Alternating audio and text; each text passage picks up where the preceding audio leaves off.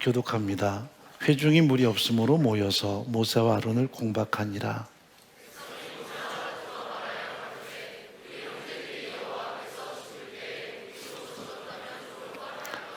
너희가 어찌하여 여호와의 총회를 이 광야로 인도하여 올려서 우리와 우리 짐승으로 다 여기서 죽게 하느냐?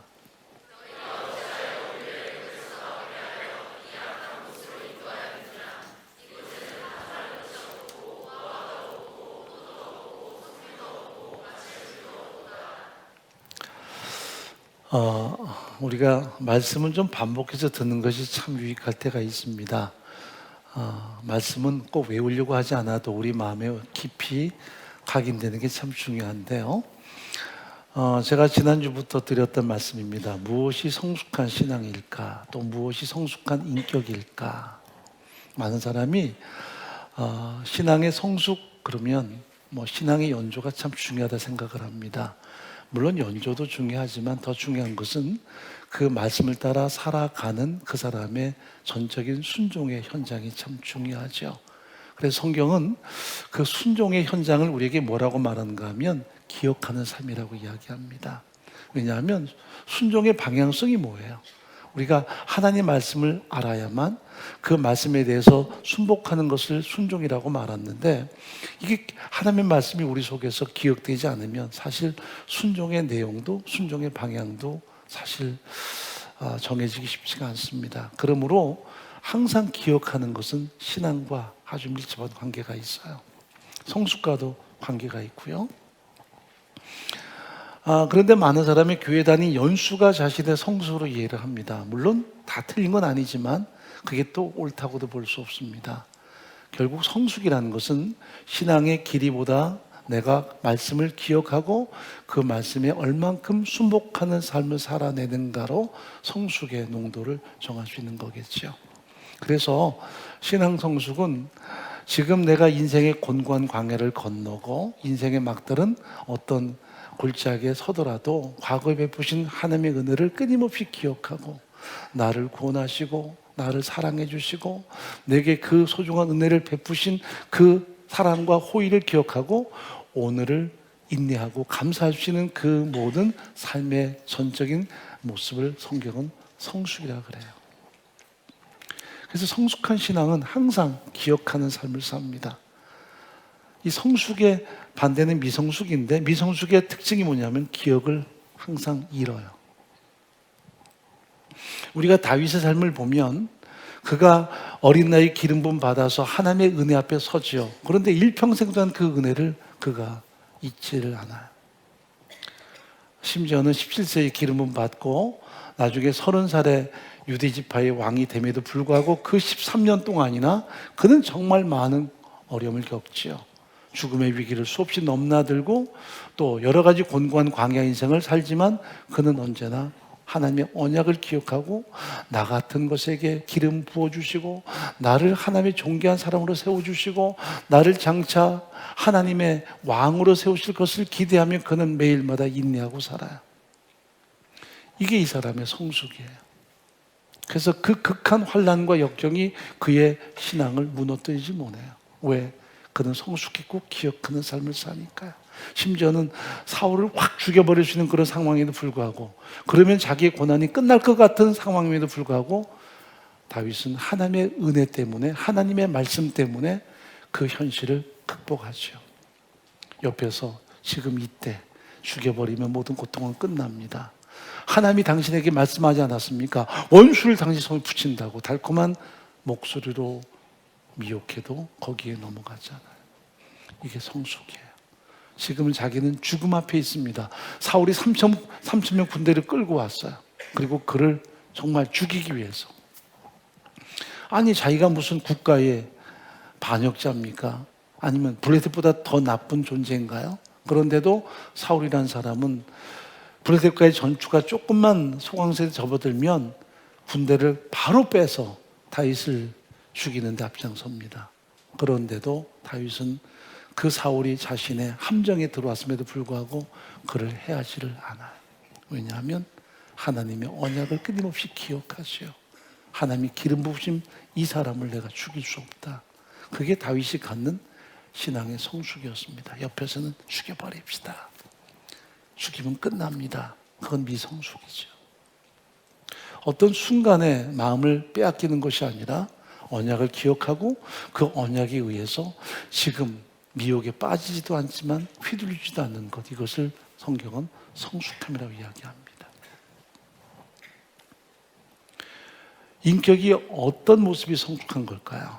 사람은 항상 내게 좋으면 모든 게 좋을 수 있어요. 그러나 사람은 누구나 또 내게 나쁜 상황이 주어지면 거부할 수도 있고 싫어할 수도 있고 악감정 가질 수도 있습니다. 그게 사람이에요. 그러나 그건 일반적인 사람인 거죠. 그래서 흔히 입에 달며 삼키고 쓰면 뱉는다. 그게 일반적인 관계론이에요.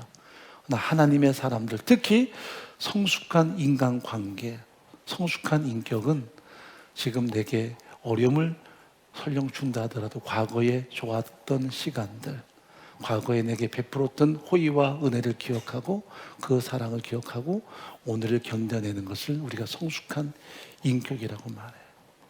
그게 삶을 존귀하게 만들어가죠. 근데 사람들이 너무 단세포적으로 살아. 쉽게 은혜를 망각하고 쉽게 관계를 깨뜨려요. 그냥 지금 내가 어려움을 겪으니까 하나님의 언약도 상관없이 또 하나님께서 베푸신 은혜도 상관없이 단세포적으로 오늘 거기에 반응하고 거기에 우리가 무너져요. 지금 내가 싫다 그래서 조금 좋지 않은 어떤 마음을 느낀다 그래서 거기에서 발끈하고 관계가 또 단절될 수도 있어요. 이건 굉장히 미숙한 거죠. 오늘 본문에 보면 이스라엘 백성들의 미숙함이 드러납니다. 그들은 끊임없이 원망 불평하죠. 하나님께 대해서 항변하고 모세와 아론에게 끊임없이 대적해요. 이것이 그들의 미성숙, 더 나아가서는 그들의 악함이었습니다. 그들이 왜 악하냐? 입에서 나오는 말이 악하니까 더 이것은 분명한 증거가 되는 거죠. 영혼이 건강하면 그 사람 입에서 나오는 모든 언어도 거기에 대한 증거들이 있습니다. 영혼이 보이나요? 안 보이죠.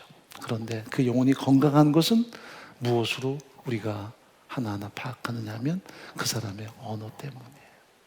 건강한 영혼은 건강한 언어를 갖습니다. 성경적으로 보면. 그래서 우리가 영혼을 지켜야 돼요. 잠언서에서 우리에게 주는 교훈이 무릇 지킬 만한 것 중에 뭘 지키라? 마음을 지키라. 근데 우리가 마음을 지킨다는 게 이 마음으로 알지만 실제로는 우리의 영혼을 지키는 거예요. 생명이 여기서 남이니라. 영혼이 지켜지면 그 입에서 나오는 언어가 통제가 돼요. 언어가 통제되면 적어도 내 영혼을 지금 지킬 수 있어요.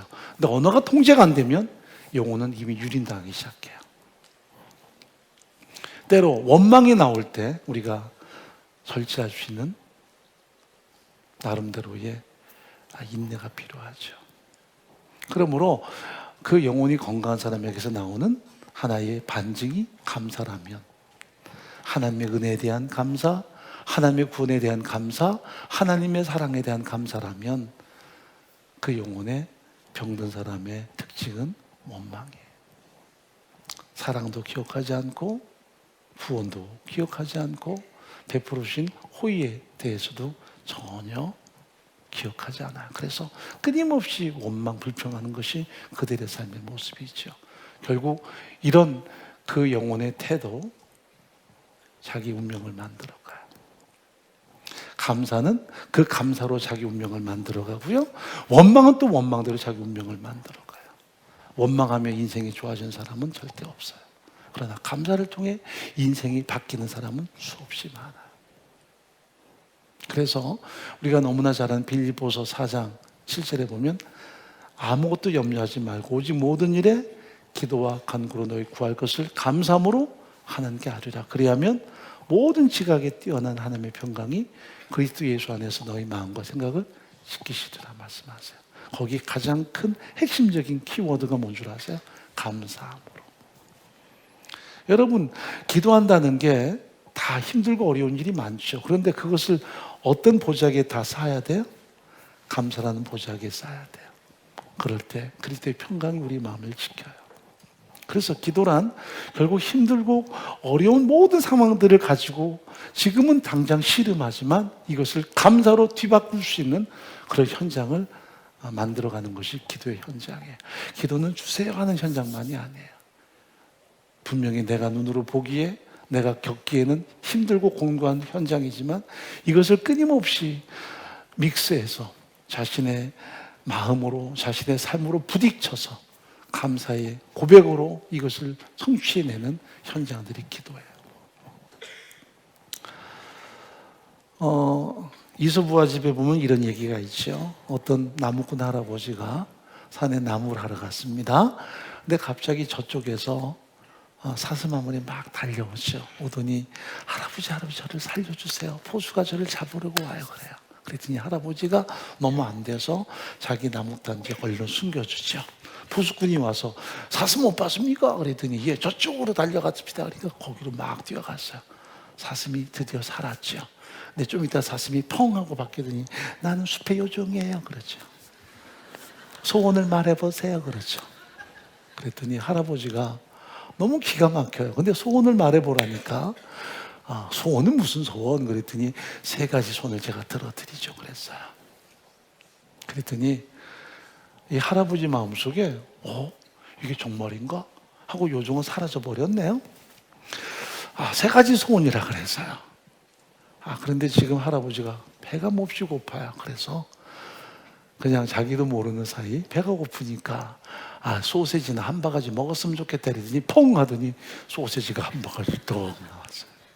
그걸 허겁지겁 먹고 남은 소세지를 들고 집에 돌아갑니다. 할머니가 할아버지를 맞이하면서 아니 이게 웬 소시지야 그랬더니 여차여차해서 자신이 겪은 이야기를 해요. 그랬더니 할머니가 하는 말이 아유 등신 같은 할아범. 아니 3가지 소원을 말하라는데 결국 그 한 가지가 소시지! 하고 그리고 비판하는 거예요. 아니 맨날 먹는 것밖에 모른다더니 그 소원을 말하는데 무슨 소세지냐고 소세지가 큰 걸 구해야지 그랬더니 할아버지가 속상했어요. 그럼 뭘 구한다 그랬더니 당신은 원래부터 먹는 것밖에 몰라요. 그리고 하니까 할아버지가 화가 났어요. 에이 소세지가 코에 확 붙어버려라 그랬더니 소세지가 휙 나를 코에 쭉 붙었어요. 할머니가 큰일 났어. 이 긴 코를 어떡하고 살아요 망측하게. 그러니까 막 울면서 이 코를 어떡하냐고 나 이제 다 살았다 그랬더니 할아버지가 그 소세지가 코에서 떨어졌어요. 소원은 끝났어요. 많이 듣던 얘기죠. 말이 참 중요해요. 그 사람의 말이 운명을 바꾸는 이유는 그 말 속에는 그 사람의 전 인격이 담겨 있고 그 사람의 영혼이 담겨 있기 때문이에요. 자, 오늘 본문에 보면 이스라엘 민족이 지금 모세와 아론에게 적대감을 갖습니다. 여기 2절 말씀에 보면 이렇게 말씀하죠. 회중인물이 없으므로 모여서 모세와 아론을 공박하니라. 공박이란 말은 무조건 따지고 무조건 덤비고 무조건 비판하는 거예요. 그게 공박이에요. 이유 없어요. 그들이 악한 거죠. 그 영혼이 유린당하는 거예요. 제가 예전에는 신방을 좀 자주 다녔어요. 많이 다닐 때는 하루에 16번도 다녔습니다. 그런데 정말 누군가 힘들고 어려울 때 가는 신방이면 위로하고 격려하고 할 텐데 초창기의 신방은 대부분 이제 사우고 시험 들고 이런 신방이 많았어요. 근데 예전에 제가 신대원을 다니면서 이제 목회를 계속 하는데 그 저쪽에 있는 그 판자촌에서 연락이 왔어요. 사랑방의 아이가 100일인가 돌인가 됐는데 목사님이 좀 빨리 오셔서 예배 좀 들어달라는 거예요. 이게 이제 하루 이틀 전에 온 것도 아니고 그날 연락이 왔어요. 왜냐하면 그런 어떤 100일이나 돌 잔치할 수 있는 상황도 아닌데 아마 시골에서 누가 올라오셨는지 아무튼 급하게 와서 예배를 좀 드려달라는 거예요. 그때는 교회가 작다 보니까 그렇게 예배도 드렸죠. 근데 그날 제가 시험 보는 날이었어요. 신대원에 가서 시험 보는 날인데 아침에 막 집을 나섰는데 연락이 왔는데 갈 수 있는 방안이 없잖아요. 그래서 제가 아내에게 미안하다 전화를 하고 학교를 갔다 왔어요. 저녁 늦게 왔기 때문에 뭐 그날은 지났죠. 그래서 다음 날이든 아이를 데리고 오면 기도해주고 하겠다 했는데 안 왔어요. 그리고 얼마 있다가 신동 아파트가 이렇게 들어왔는데 아마 그 간극이 한 달 될까요? 신동 아파트 뭐 제일 큰 단지가 뭐 24평인가 돼요. 그리고 그 밑에 21평, 18평, 15평인데 자그마한 아파트에 사는 분이 제가 기억하기에는 아마 부모님이 장로님이신데 뭐 돌잔치 못하고 그냥 지나가는데 시골에서 갑자기 올라오신 거예요. 그리고 나서 목사님 모시다가 예배 드려야 된다 하고 이 좀 신앙이 없는 집안이니까 자기 그 아들인지 하여튼 이렇게 좀 야단친 것 같습니다. 그러니까 빨리 와서 좀 예배를 드려달라. 근데 그때 제가 교회에 있었으니까 가서 예배를 드렸어요. 이게 시간이 가다 보니까 막 일파만파로 퍼집니다. 아파트에는 신방 가고 판자촌에는 목사가 신방을 안 온다. 결국 이게 이제 사단이 된 거예요. 나중에 제가 예배드리지 못한 그 사랑방에 아마 순장일 거예요. 그분이 막 보리맨 소리로 은근히 그런 불평불만을 말한 것 같아요. 이게 막 퍼져가는데 제가 나중에 신방을 몇 번 간 듯합니다. 그런데 그 순장님은 뭐 자기가 좀 그 순원에게 미안하니까 그렇게 말한 듯한데 정작 이 사람이 시험에 폭 빠진 거예요. 그 순원이. 목사가 자기가 가난해서 하는 거구나. 그렇지 않잖아요. 그래서 결국은 시험에 폭 빠져서 아내랑 저랑 신방을 갔는데 가서 아무리 설득해도 안 들어요. 뭐 돈 많은 사람만. 신동 아파트가 뭐 돈이 많으면 얼마나 많겠어요. 목사 돈 많은 사람에게 가고 판자촌은 안 온다. 근데 신방을 한 번 가고 그래서 좀 뭔가 회복될 듯 하면 또 주저앉고 또 주저앉으면 또 한 번 가고 그때는 뭐 한 사람이 귀했으니까 근데 갈수록 이게 사실이 돼버리더라고요. 그러니까 결국 제가 갈수록 그 사람들은 더귀양양하고 거봐 목사가 왜 오겠어. 그런 마음이 있었으니까 오는 것이. 그래서 제가 느낀 게 뭐냐면 시험 든 사람에게는 갈수록 위험하구나. 그게 오히려 더 자기를 정당화시키고 시험 든 이유에 대해서 다 강화시키는 게 돼요. 시험 든 사람하고는 사실은 좀 시간을 갖는 게 좋다라는 생각을 했어요. 결국은 떠났죠. 그리고 교회 안에 상당히 많은 어려움이 있었어요.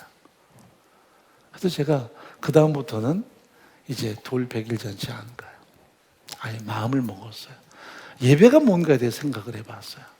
이게 어린아기 석 달 되고 1년 돼서 예배하는 거 참 좋긴 하지만 그러나 실제로는 이 아기가 하나님 안에서 자랄 수 있도록 정말 부모들이 이 아이를 위해서 신앙적인 어떤 훈련을 해야 되고 그런 다짐이 필요한 때인데 이게 무슨 목사가 가서 기도해 준다고 그것이 복될까요? 정말 중요한 것은 부모의 가치, 부모의 신앙적인 영향력이죠. 그래서 그때부터는 제가 선언했어요.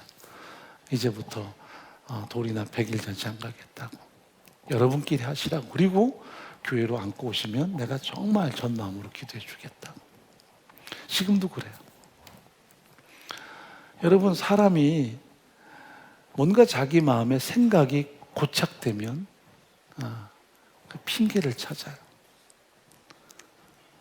중요한 것은 우리가 정말 하나님의 말씀 앞에 순복하느냐, 내가 정말 신앙적인 성숙이 있는가, 인격적인 성숙이 있는가 하는 거예요. 안 그러면 우리가 끊임없이 갈등의 연속이 신앙생활이 돼요. 전 지금도 다른 교회에서 시험 받아 왔다 그러면 좀 마음이 덜커덩해요. 우리 교회에서는 시험 없을까요? 사람 있는 곳은 다 시험거리가 많아요. 문제 없는 곳은 하나밖에 없어요. 무덤가에는 없어요. 거기는 밤에만 나와서 시끄럽지. 조용해요. 그러나 산 사람이 있는 곳은 다 시끄러워요. 생명이 역사하니까. 사람이 있는 곳에 왜 문제가 없겠습니까? 문제는 극복해야지. 그것 때문에 주저앉으면 인생은 항상 실패밖에 없어요. 여기서 문제 있다고 다른 곳으로 가면 문제가 없을까요? 아니요. 항상 있어요.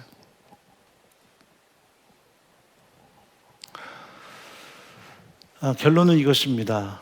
우리의 삶은 우리의 영혼이 만들어간다. 그 영혼은 언어다.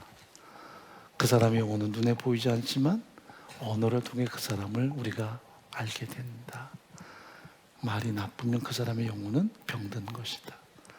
그래서 저는 욕하는 걸 제일 싫어하는 이유가 그 사람의 영혼이 좀 오염된 결정적인 증거니까요. 성령이 나와 함께 하시면 성령 내 전격 속에서 하나님의 은혜와 사랑을 알게 하시고 그 십자가의 고난을 통해 나를 구속하신 그 은혜 때문에 우리가 사무치는 삶을 살고 감격하는 삶을 살도록 끊임없이 돕죠. 함부로 살게 하지 않죠. 우리가 함부로 행동하도록 우리가 결코 그렇게 살아가긴 어렵죠.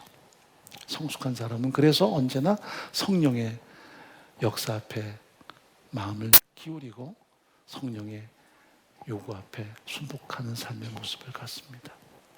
그것이 하나, 둘 사이다 보면 그 사람의 운명을 만들어가요. 복된 삶으로, 존귀한 삶으로. 자, 요사에 보면 많은 청년들이 막 그냥 이런저런 신앙적인 얘기를 하지만 그게 다 옳은 건 아니거든요.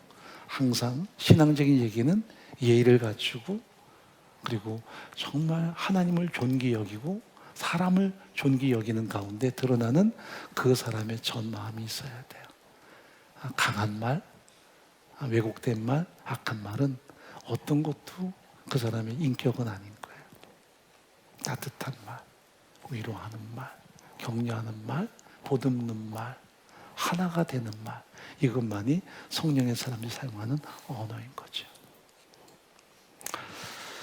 오늘 우리 안에 그런 소중한 생명력이 더 파급되고 성숙한 신앙, 성숙한 인격을 통해서 하나님의 도우심의 은총들이 더 풍성해지기를 간절히 바랍니다. 하나님 아버지, 우리 안에 함께 하시는 성령의 도우심을 통해서 우리가 더더욱 성숙한 신앙과 성숙한 인격을 갖춰갈 수 있도록 은혜 베푸시기를 간절히 소원합니다. 기억하고 또 기억하는 삶, 순복하는 삶을 통해서 우리의 신앙의 성숙이 더 완성돼 가게 하시고 인격의 완성이 아름답게 이루어져서 지금 당장 눈앞에 있는 어떤 아픔과 갈등 때문에 충돌하고 우리의 삶이 왜곡되는 것이 아니라 과거의 은혜, 과거의 사랑, 과거의 호의 때문에 모든 것을 이겨갈 수 있는 기억과 또 신앙의 결단과 선언이 우리 삶을 통해 드러날 수 있도록 인도해 주옵소서. 정말 좋았던 공동체들, 정말 좋은 관계들이 왜 무너집니까? 한때의 어려움과 문제 때문에 모든 걸 깡그리 비판하고 정죄하고 짓밟을 때 그 현장은 사단의 역사의 현장으로 전락할 수밖에 없습니다. 우리는 기억하고 또 기억해서 사랑으로, 인내로, 관용으로 하나님의 뜻을 온전히 실현해 나갈 수 있도록 은총을 더하여 주옵소서. 우리의 존귀한 다음 세대가 진정 영혼이 건강하게 도와주옵소서. 그래서 입술의 열매를 통해 하나님을 높이고 사람을 격려할 때마다 주께서 주시는 참된 은혜가 또 참된 복된 열매들이 가득하게 도와주옵소서. 지금 도래청 수련회가 진행이 됩니다. 주께서 친히 그곳에 임재하셔서 은혜로 가득 채워주시고 젊은 날에 하나님의 임재와 그 사랑을 경험하는 복된 시간 되도록 도와주옵소서. 우리 송도 청년부 진정 주님을 사랑하며 복음을 선신할 때마다 송도 지역에 많은 영혼들이 주께 돌아오는 복된 역사들이 가득하게 도와주옵소서. 예수의 이름으로 간절히 기도합나이다. 아멘.